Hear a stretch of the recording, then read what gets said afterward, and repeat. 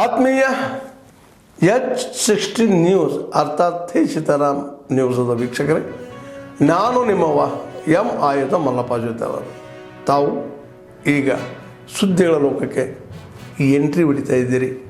ಈ ಸುದ್ದಿಗಳನ್ನು ಪ್ರತಿಯೊಂದು ನೋಡೋ ಜೊತೆಗೆ ನಿಮ್ಮ ಅಭಿಪ್ರಾಯಗಳನ್ನು ಹಚ್ತಾ ಇರಿ. ಯಾಕಂದರೆ ಈ ಸುದ್ದಿಗಳು ನಿಮಗಾಗಿ, ನಿಮ್ಮ ಬದುಕಿಗಾಗಿ, ನಿಮ್ಮ ವೈಚಾರಿಕೆಗಾಗಿ, ನಿಮ್ಮ ತಿಳುವಳಿಕೆಗಾಗಿ ಅನ್ನೋದು ನಿಮಗೂ ಗೊತ್ತು. ಜೊತೆಗೆ ನಮಗೂ ನಿಮ್ಮೊಂದಿಗೆ ಇದೊಂದು ಮಾತಾಡುವಂಥ ಜೊತೆಗೆ ಸುದ್ದಿಗಳನ್ನು ಬಿಡುವಂಥ ಕೆಲಸ. ಈ ಕೆಲಸದಲ್ಲಿ ನಾವು ನಿಮ್ಮೊಂದಿಗಿದ್ದೀವಿ ಅಂತ ಹೇಳ್ತಾ ನೋಡ್ತಾ ಇರಿ ಈ ಸುದ್ದಿಗಳನ್ನು. ಅಂದ್ರೆ ಒಬ್ಬ ನಾಯಕ ಅದೇ ಪ್ಲಾನ್ ನಮ್ಮ ಜಿಲ್ಲೆದಾಗ ಮಾಡಿದ್ರೆ ಗೊತ್ತಾಗ್ತೈತಿ. ಒಬ್ಬ ನಾಯಕರ ಮೇಲೆ ನಾವು ಮಾಡಿದ್ರೆ ಏನಾಗ್ತಂತ ಪ್ರೀ ಪ್ಲಾನಿಂಗ್ ಮಾಡಿ ಅವ್ರ ಕಾರಿಗೆ ಮತ್ತೆ ಮಸಿ ಸುರಿವಿ. ಏನು ವಿರೋಧ ಪಕ್ಷ ನಾಯಕರ ಮೇಲ್ಮನೆ ನಮ್ಮ ನಾರಾಯಣಸ್ವಾಮಿ ಏನು ಸರ್ಕಾರ ಕಾರ್ ಅದು, ಆ ಕಾರಿನ ಮ್ಯಾಗ ಮಸಿ ಎಸದಿ ಅವ್ರ ಮ್ಯಾಗ ಘಟನೆ ಮಾಡಿ ಬಹಳಷ್ಟು ಅವ್ರನ್ನ ಹೇಳ್ಬಾರ್ದು. ನಮ್ಮ ಬಾಯಲ್ಲಿ ಹೇಳಕ್ಕಂತ ಸಣ್ಣ ಮಾತು ಹೇಳ್ಬಾರ್ದು ನಮ್ಮ ಕಲ್ಪನೆ ಐತಿ. ಯಾರೇ ಇರಲಿ, ಯಾವುದೇ ಪಕ್ಷ ನಾಯಕರು ಆ ಭಾಗ ಬಂದಾಗ, ಆ ರೀತಿ ತಮ್ಮ ಭಾಗ ಬಂದಾಗ ಈ ರೀತಿ ಮಾಡಬಾರ್ದಂತ ನನ್ನ ಕಲ್ಪನೆ ಐತಿ. ಯಾಕಂದ್ರೆ ಹಲವಾರು ನಾಯಕರು ಹಲವಾರು ಭಾಗ ಓದ್ತಾರ, ಹಲವಾರು ಜಿಲ್ಲೆಗೆ ಓದ್ತಾರ, ಹಲವಾರು ತಾಲೂಕಿಗೆ ಓದ್ತಾರ. ಓದಂತ ಸಂದರ್ಭದಲ್ಲಿ ಕೂಡ ಇಂಥ ಘಟನೆ ಮಾಡೋದು ಸೂಕ್ತವಲ್ಲ. ನಾಳೆ ನಮ್ಮ ನಾಯಕರು, ರಾಜ್ಯದ ಅಧ್ಯಕ್ಷರು, ರಾಜ್ಯ ನಾಯಕರು, ನಮ್ಮ SC ST ದಲಿತರು, ಇವತ್ತೇನೋ ದಲಿತರ ಮ್ಯಾಗ ಅವ್ರ ದಬ್ಬಾಳಿಕೆ ನಡೆದೈತಲ್ಲ, ಅದನ್ನ ಖಂಡಿಸಿ ನಾಳೆ ಗುಲ್ಬರ್ಗದಲ್ಲಿ ನಾವೆಲ್ಲರೂ ಇವತ್ತು ಮನೆಗೆ ಕೊಡಂತ ಕೆಲಸ, ಎಲ್ಲರೂ ನಾವು ಕಲ್ತು ಕಾಸು ಹೋರಾಟ ಮುಖಾಂತರ ಅವ್ರನ್ನ ಚಾಟಿ ಬೀಸಂತ ಕೆಲಸ ನಾವು ಮಾಡ್ತೀವಿ.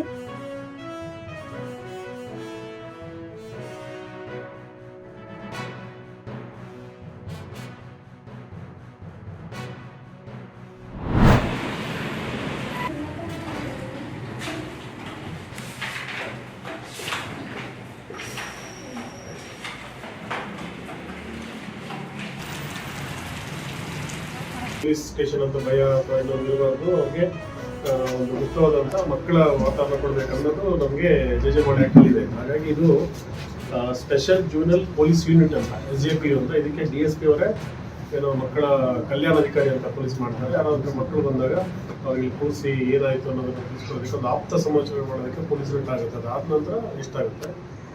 ಈ ಥರ ಮಕ್ಕಳು ಬಂದರೆ ಅವ್ರಿಗೆ ಇದೊಂದು ಒಳ್ಳೆಯ ವಾತಾವರಣ ಕೊಡಿಸೋದಕ್ಕೆ ಎಲ್ಲ ಸ್ಟೇಷನ್ಗಳು ಡಿಸ್ಟ್ರಿಕ್ಟಲ್ಲಿ ಮಾಡ್ತಾರೆ ಮತ್ತು SC ಮಾಡಿದ್ದಾರೆ. ವಿಚಾರಣೆ ಮಾಡುವಲ್ಲಿ ತನಿಖೆಯಾಗಿರ್ಬೋದು ಅಥವಾ ಎಲ್ಲಾದರೂ ಭಿಕ್ಷಾಟನೆ ಕಳ್ಳತನ ಮಾಡುವಂಥ ವಿಷಯದಲ್ಲಿ ಅಥವಾ ಬೇರೆ ವಿಷಯಗಳಲ್ಲಿ ಮಕ್ಕಳನ್ನು ನಾವು ಠಾಣೆಗೆ ತಂದಾಗ ಅವರಿಗೆ ಭಯ ಆಗಿಬಿಟ್ಟು ಅವರು ಯಾವುದೇ ವಿಷಯಗಳನ್ನು ನಮ್ಮ ಹತ್ರ ವಿಚಾರಗಳನ್ನು ಹೇಳೋದಿಲ್ಲ. ಆ ವಿಚಾರಗಳನ್ನು ನಾವು ಅರ್ಥಕೊಂಡು ಈಗ ನಾವು ಮಕ್ಕಳನ್ನು ಮುಗ್ದಿರ್ತಾರೆ, 18 ವರ್ಷದ ಮಕ್ಕಳಂದರೆ ಮುಗ್ದಿರ್ತಾರೆ. ಅವ್ರ ಜೊತೆಗೆ ನಾವು ಪೊಲೀಸ್ ಆಗಿ ತನಿಖೆ ಮಾಡಲಿಕ್ಕಾಗೋದಿಲ್ಲ.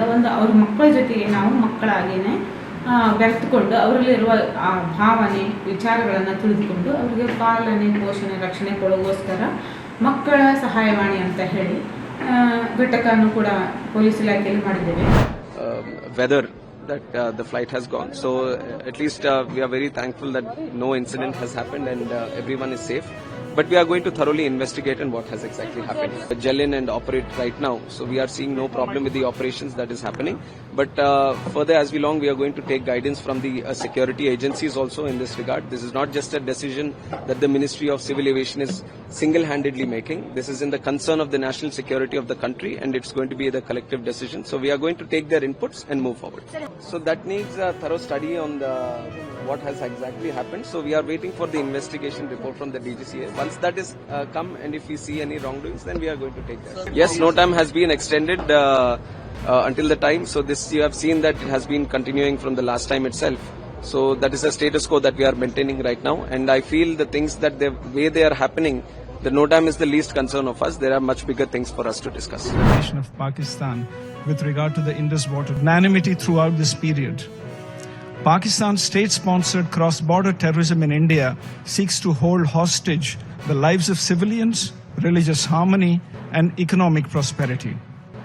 Second, in these 65 years, far-reaching fundamental changes have taken place not only in terms of escalating security concerns through cross-border terror attacks, but also growing requirements for producing clean energy, climate change, and demographic change.